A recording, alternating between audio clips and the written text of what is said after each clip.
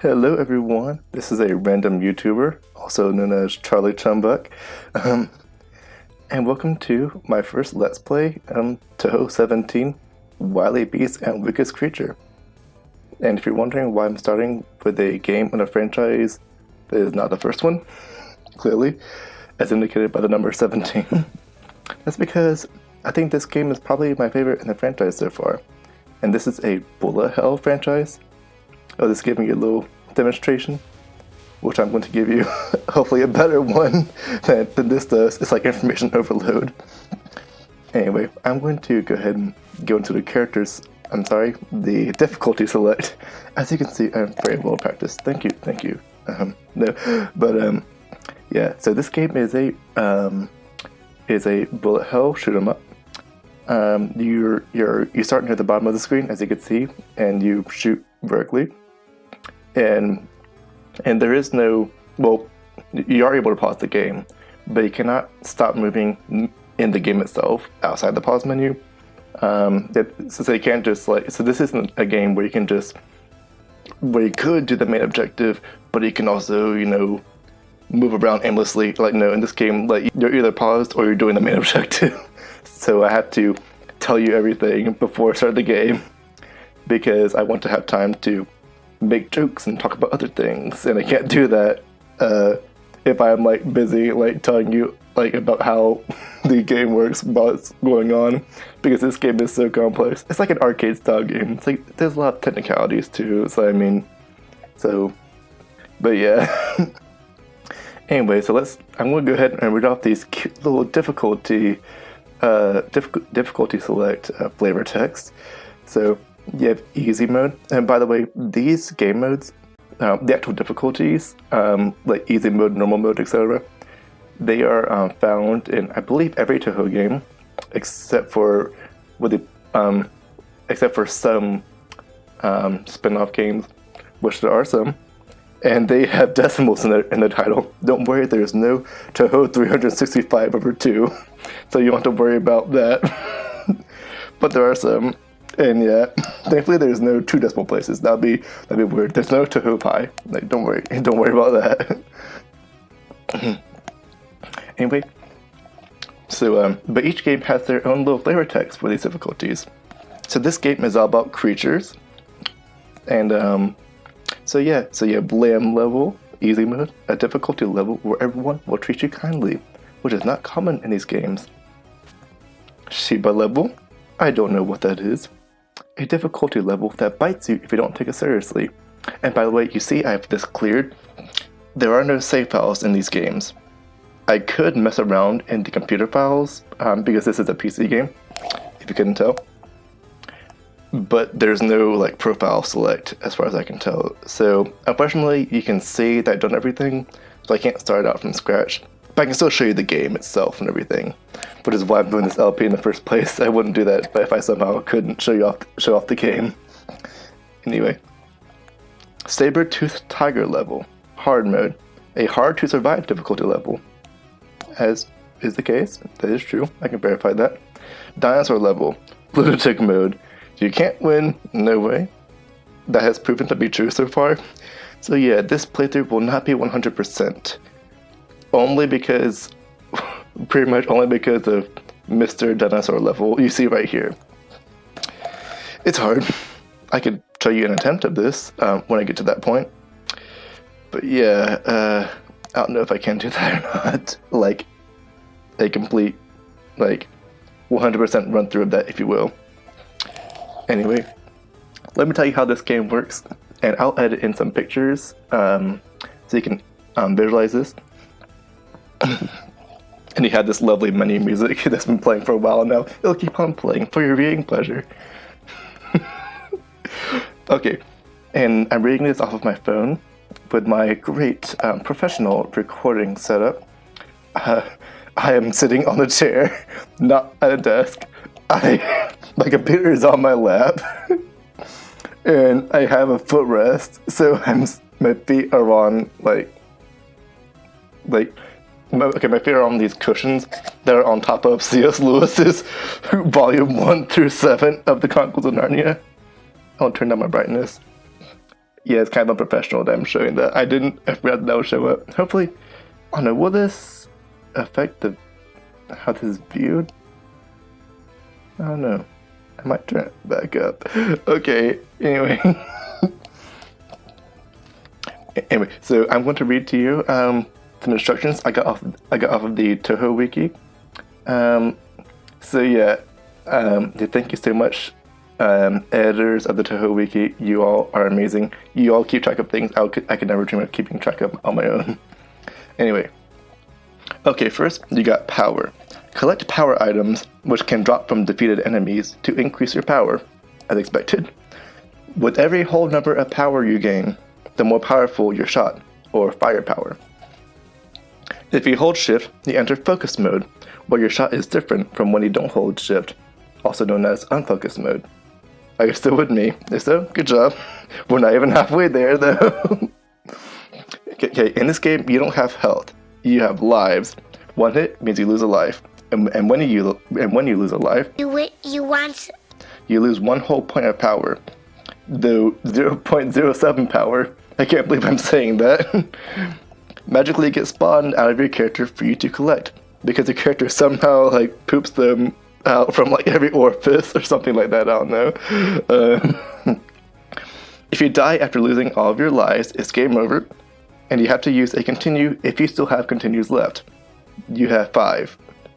To get the good ending for each character, you have to beat the game on normal difficulty or higher without continuing. And I will be doing that in this playthrough, at least for normal mode, and probably hard mode.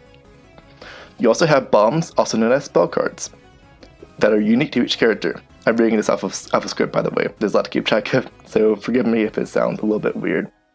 If you use a bomb, you'll damage your enemies, unless they have bomb immunity, which I believe one of them has, exactly one of them. And most importantly, when you use a bomb, you'll delete bullets and be invulnerable for a short period of time. That's your panic button. However, you have a limited number of bombs. You start off with 3 bombs, and whenever you die, you reset to having 3 bombs. You don't gain 3 bombs, you reset to 3 bombs, whether you had more or less than that. So if you have 5 bombs and you die, you get 3 bombs. You can also gain lives and bombs by collecting life pieces and bomb pieces. Collect 3 life pieces to get an extra life, and 3 bomb pieces to get an extra bomb. However, you usually won't see life and bomb pieces naturally appear like this. They naturally appear surrounded by blue fish. And this is the form that drops from killed enemies. More on this later. You'll hear that a lot. Oh, excuse me. I just had some Pepsi. I drink Pepsi so I could be more hyped for this, even though I had that every dinner. So I'm like channeling the power of the Pepsi. I am Pepsi Man incarnate. Even though I think he was already in corporeal form. I'm his next form. Now let's talk about score. Oh boy, y'all gonna love this. If you thought like organic chemistry is bad in terms of lecture, oh boy, you're gonna love score. So yeah, thank you Touhou Wiki. This is the kind of thing that I had in mind when I think to all for keeping track of this stuff, because I could never do this. Okay, so one thing you get is scores, and they do nothing. You get Yay. nothing. Come on, script, work with me here. Also known as Google Docs. Sponsorship? Actually, no. So when you damage enemies, either with your shot or bombs, you get points. If you kill enemies with shot or bombs, you get more points. Still with me? When you kill enemies, in addition to the enemies dropping power items, their bodies can also metabolically manufacture blue point items that magically float through the air you breathe. Don't ask me how that works, okay? If you collect these, you get points, as expected. Seems simple, right? Wrong. This is Touhou we're talking about here. It's not going to be as simple. The amount of points you get from each item increases the farther up the screen you are, with the maximum amount of points you can collect being listed on the right. More on that later. You see, I told you it'll pop up again. Hope you keep track of all this. If you're high enough on the screen to get this maximum point value, and you can tell this because the score listed above the item is yellow rather than white, all point and power items on screen instantly magnetize to you. That is very important for getting power, especially because power is something you definitely want. That will directly affect gameplay. It's not just a visual thing. Like power is, you want power. So power items, speaking of which, also give you points when you collect them. Because why shouldn't scoring be more complex than it already is? Okay, if you collect a power item while you don't have full power, you get 100 points. If you are at full power, power items act like point items. So yeah. And by the way, no one has mentioned this because they don't know this obscure fact. They also do not know that if you collect 2,401 coins in Super Mario 64, then you get Luigi. I know everyone forgets that fact. You know, so strange. Okay, if you hack the game and get negative 69 power, the power items act like you, and you act like point items. But the point items that are actually you collect you when power items act like you. Then you turn into Squidward. Then the game turns into Bikini Bottom. Then Bikini Bottom turns back into Tokyo. But the Touhou games take place, and Squidward turns back into you. Crazy, huh? Man, I love the script. I wrote it when I was like, when I had a sugar high from Pepsi. Pepsi's like a running theme of this. Okay. So I mentioned that if you're high enough on the screen, you get the maximum amount of points per point item. You can increase that maximum amount of points by collecting green point value items. Not green point items, no, green point value items. For every green point value item you collect, the maximum amount of point items is increased. I'll tell you about these later because they involve more terminology. So yeah. Did I even mention? And I mentioned them in the script. Okay, I'll mention it at the end, and hopefully this is correct. I'll try to remember to leave a link in the description to the Touhou Wiki article showing this off. Because man, this is a lot of technical stuff. My goodness. I hope these visuals are entertaining enough for you guys. Welcome to Touhou School. You're here forever. Okay, anyway, as a side note, see that graze counter? Whenever you get near a bullet, you get graze, but only one graze point per bullet. So you can't move around the bullet and hug it until it's tired of being in a relationship with you and expect it to give you more graze. Also, lasers can be thought of as being comprised of multiple bullets, so you typically get more than one graze point per laser, but moving around still won't help.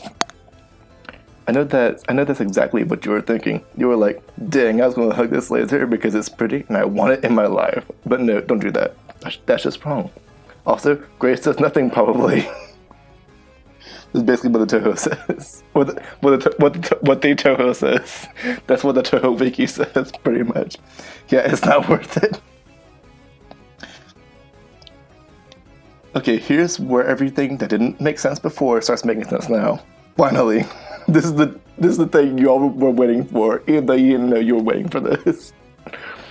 So you can also collect wolves, otters, eagles, and items surrounded by a blue Swedish fish. By the way, over time, wolves start flashing yellow and turn into otters, otters turn into eagles, and eagles turn into wolves, but they won't change when you get close enough to them. It sounds like I'm trying to give a science lesson. Okay, technically they are animal spirits, not animals, but I like to think that your character just consumes a living animal and is like, tasty, and gets power from it or something. These fill up your spirit bar, and if you collect 5 of these things, you enter roaring mode. In roaring mode, for a limited amount of time, the screen gets darker. Pressing the bomb button will create a short bullet-destroying burst around you, called a spirit strike, which doesn't waste a bomb, rather than actually bombing. And during roaring mode, if you don't get hit, you won't lose a life. Sorry. If you don't get hit, you won't lose. If you don't get hit, you won't lose a life. That's the entire game. Okay, not just roaring mode. Okay, if you get hit, you won't lose a life, and instead, bullets will be cleared around you, just like if you actually press the bomb button during roaring mode. So basically, it'll trigger the spirit strike when you die during roaring mode.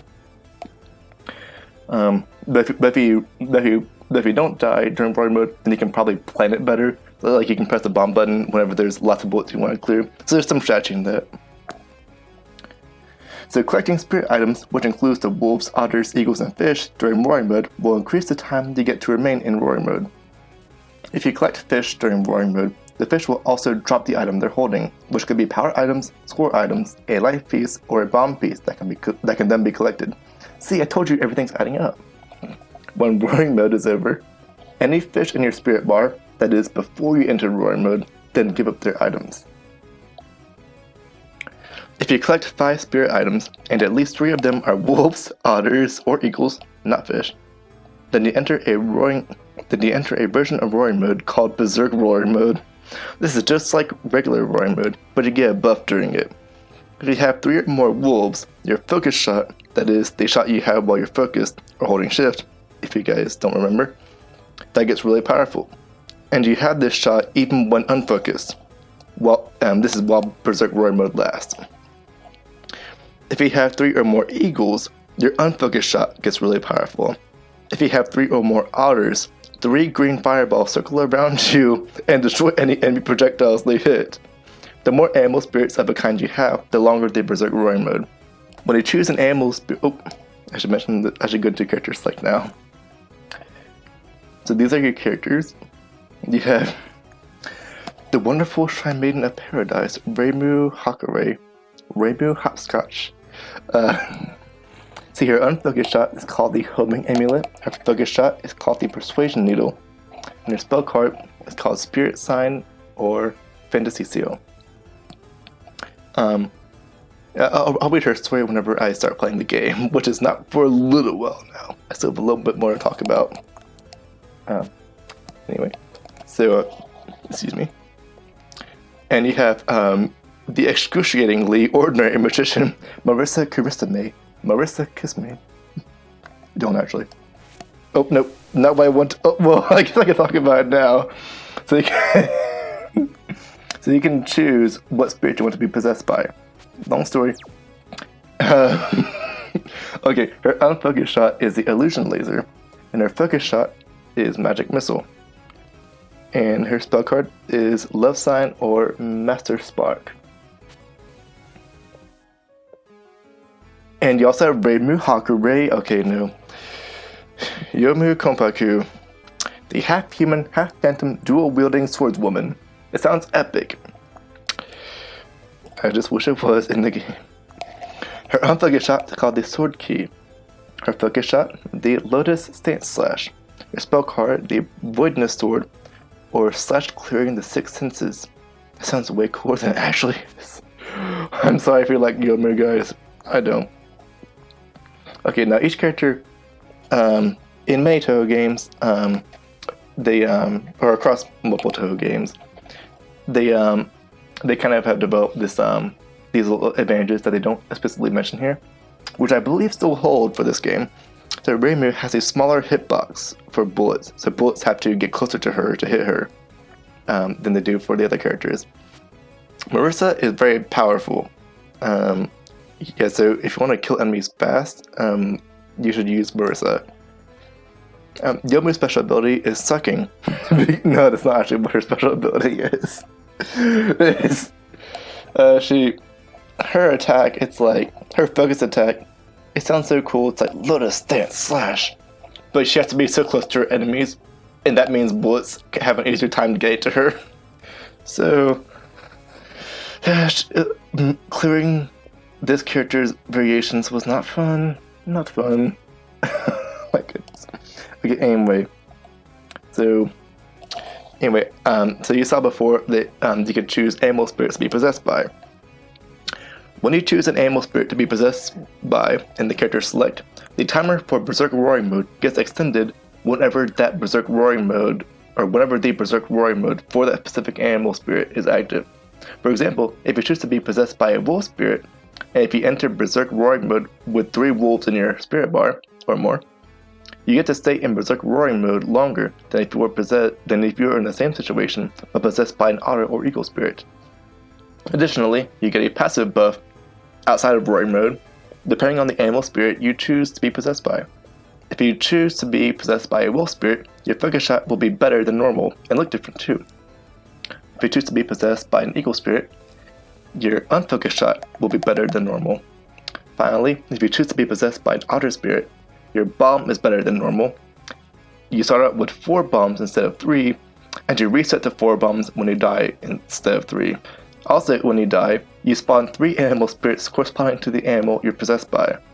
For example, 3 wolves if you're possessed by a wolf, and these spirits do not change animal type, and they are distinguished from other animal spirits by a differently colored border. Okay, so this is unscripted now. Okay. Those, remember those green point value items I told you about before? My memory is shaky on this, so please check the link in the description to get more info on this if you wish to know it. But I do believe you get green point items if you attack enemies in roaring mode. Roaring mode or berserk roaring mode. Yeah, I think I'll tell you more about these later in the actual game, which we're finally just about to get to. Oh my goodness. This game, oh man, these games, they are so complex. I usually don't care about score, but for the sake of trying to be a good LPer, even though I'm not, I'm going to tell you about scoring, and I did. I feel accomplished. Can I get like an applaud or something? Anyway, so this game has a story. It's kind of different for each character. Well, it's more like same story, different perspective. So I'll read this to you, and you can see this in the character select. Beast spirits began to invade from hell en masse. They're trying to take over the surface world with brute force and sheer numbers. I beg of you, venture into hell with me and put a stop to their plans. So Reimu was told by a beast spirit that was cooperative with humans. Which beast spirit is this? You choose. In this playthrough, in this portion of the playthrough, we're doing Wolf Spirit.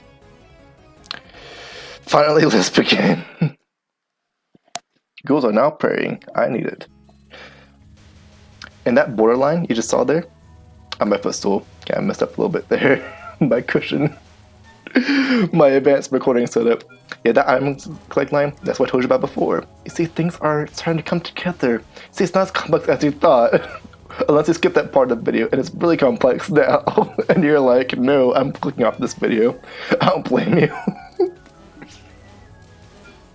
Anyway, so here we are. I believe we're in limbo right now. This game is not too obvious, I don't think, or too on the nose about what they're, maybe it's not the right terminology, but they're not too obvious about where the places are. They don't say, welcome to insert place here. At least I kind of do at the start, but I don't think it's as obvious as in other games. But anyway, I think we're in limbo right now. So yeah, as you can tell by the seaweed and the pebbles and yeah. Okay, now if I remember correctly, the people here, the mythos, is that they are being in limbo. They want to get out of limbo. By the way, this is berserk roaring mode with the wolf. So yeah, pretty neat stuff. It's pretty dang powerful. But yeah, these people in limbo, they're trying to build towers of stone to get out of here. That's why I see all these stones over here. So yeah, pretty neat. And by the way, I'll warn you, the dialogue, I have to read that when it comes up. I'm pausing this because I think it's about to come up. The dialogue in this game, if you wait too long, it will advance, and you cannot go back. I do not like that. Now you're able to advance it yourself, so don't worry about like if you play this game, you have to watch all the dialogue in its entirety.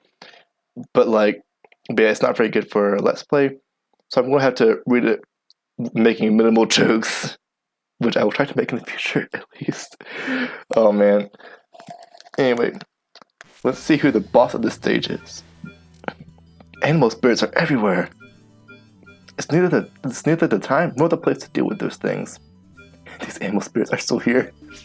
Oh, and by the way, dialogue is a good place to collect these animal spirits or to wait for them to turn to the ones you want, because they stay on the screen for a very long time. Hey, you there! All the stones we were stacking fell over because we were thrashing around. And I'll let you guys read that. I'll read those little character things that appear below them. I'll explain them during the fight usually. Stones, oh, there were some in my way, so I kicked them over. How mean. The children worked so hard on those. Someone like you should die. I'll stone you to death. Biblical style. This character, Eika Ebisu, she is a... well, I'll tell you about that later. So what you saw there was termed a non-spell. I'll tell you what a spell is first. This is a spell. This is madness. No. As you can see, it says stone sign, stone woods. That's the name. Spells have names. Non-spells do not. If you beat a spell, which I did not, without dying or bombing or using a spirit strike, you will get a bonus. It's just a little score bonus, and that will also net you green point value items, I do believe. And by the way, this music is so amazing. It just, like, the good part of it just kicked in. By the way, this character, she's a stillborn baby. That came out of nowhere. No, he had this Gerber like throwing bullets at us. And he started throwing bullets. Yeah. Colorful, spherical bullets. Spherical! Oh man. I'm having fun. How about you guys? I'm the one having fun here. See, I got spell card bonus. See, get spell card bonus. Okay. Arg, you're strong. I'm heading for hell. You don't just say that. Come on, Reimu. I'm not going to be bothered so close to the entrance of the afterlife. Oh, you're going to hell? That sounds about right for someone like you. That's true. That's true. Whatever you say. Also, did I mention? I know I did not. What spirit you choose to be possessed by affects your personality as well. You probably read that. At the end of every stage, you get a bonus. Yeah. That'll be it for this episode. I'm sorry that we did not play too much of the game itself. I assure you, that is probably like I can almost guarantee you, by far, that will be the biggest tutorial in the series. I'm sorry, it takes so much time. Anyway, thank you so much for watching, and please like, comment, and subscribe if you wish to do any or multiple of those things. So yeah, have a nice day, and God bless.